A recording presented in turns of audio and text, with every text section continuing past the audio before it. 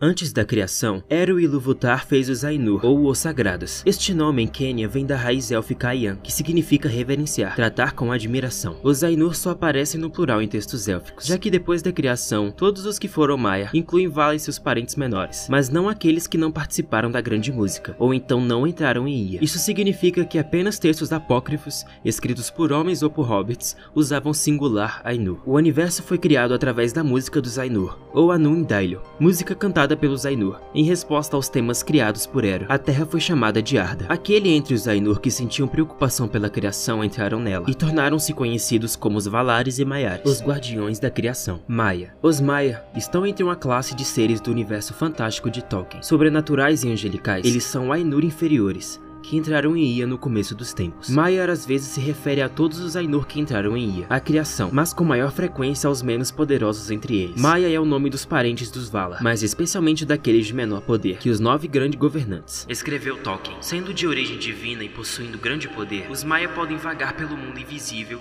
ou moldar-se à moda dos elfos ou de outras criaturas.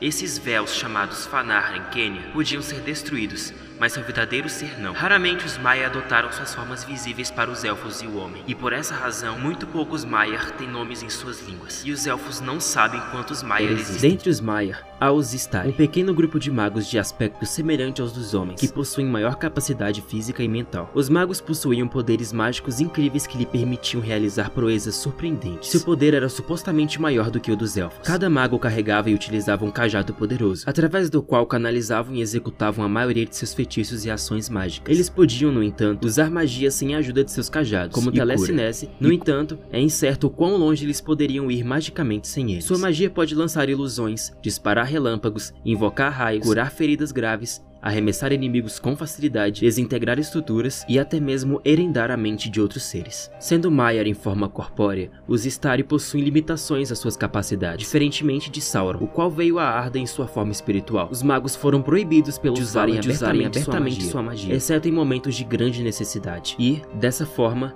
eles, com exceção de Saruman, confiavam mais na própria sabedoria, no raciocínio rápido e nas habilidades lógicas para superar desafios, do que na própria magia em si. Os magos eram chamados de vários nomes, e foram classificados por suas cores. Dos que vieram à Terra-média, apenas 5 são conhecidos. Ordem dos Magos: Saruman, o Branco, também conhecido como Curumo, Curunir ou Charco. Ele é o líder original dos Istari e do Conselho Branco. Depois de ser corrompido por Sauron, ele se renomeou como Saruman, ou Várias Cores. Gandalf, o Cinzento, também conhecido como Oliron, Mithrandir, Taron e Incanus, o mais sábio dos Maia. Gandalf deu as caras em Os Anéis do Poder e tem um papel absoluto no desenrolar dos eventos. Em A Sociedade do Anel, ele encontra sua ruína após enfrentar Balrog, mas renasce como Gandalf, o Branco, novo líder dos Istares e do Conselho Branco. Ele também porta o Naria, o Anel do Fogo, que lhe é dado por Círdan, a espada Glandrin. Radagast, o Marrom, também conhecido como Elendil, provindo de Avanã. Ele é amante da natureza e tentou evitar ao máximo participar da Guerra do Anel. Alastar e Palando, os Azuis, também conhecidos como Itirin e Luin. Ambos cruzaram longas distâncias na Terra-média, motivo pelo qual pouco se sabe sobre eles